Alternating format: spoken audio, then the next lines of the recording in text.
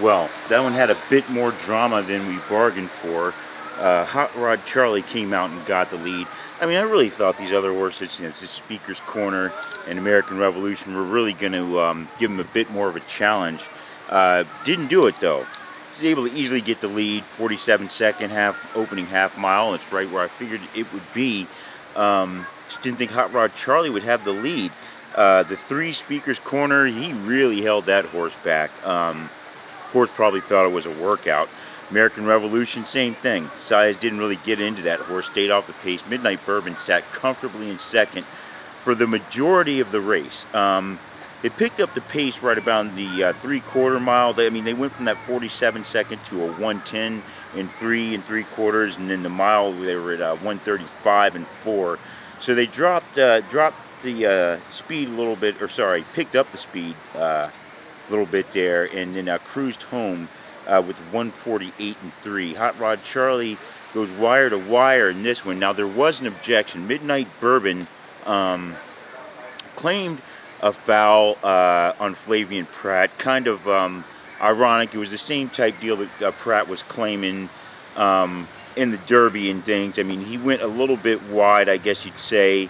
Ricardo Santana tried to say that he impeded the progress, cut him off, so there was an objection.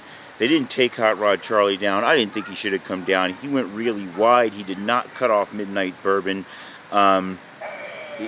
Midnight Bourbon didn't have it. He would have had to have tried to cut back inside, and then it still would have come down to a tight race, which probably would have been run by Hot Rod Charlie anyway. So anyway, Hot Rod Charlie gets this win in the Pennsylvania Derby.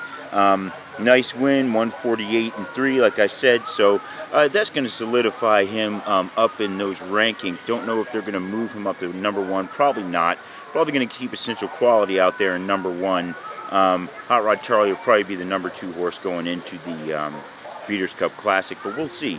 We'll see. We still have Awesome Again Stakes coming up, so we'll see what happens there.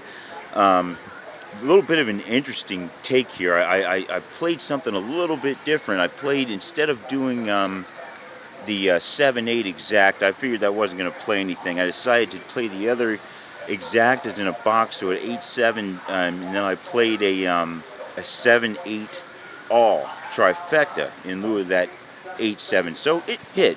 We'll see how that works out. I would have had a super box, got shut out on that, whether trying to decide whether I was going to box it or play it straight up. Wouldn't have had it straight, but I did have the 4 horses in super, so I can pat myself on the back for that one, even though one was a heavy favorite, the one in front. That's why I'm not sure that payoff's going to be too great. But, like I said, I'll go back inside here. We'll see what it looks at. Like, final in this one was 7-8-10-1. Hot Rod Charlie, 7 was the winner, 8 Midnight Bourbon second. The 10 American Revolution was able to run in third. Now this horse I thought would have been done much better had he kept him closer to the pace, but he kind of waited to make the move.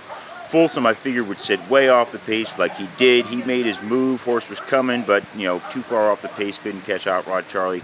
So no big surprise there.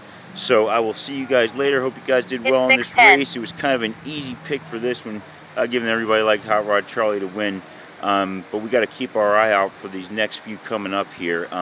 Like I said, Awesome Again Stakes, and then we're going to have Breeders' Cup Classic coming up after that. So stay tuned.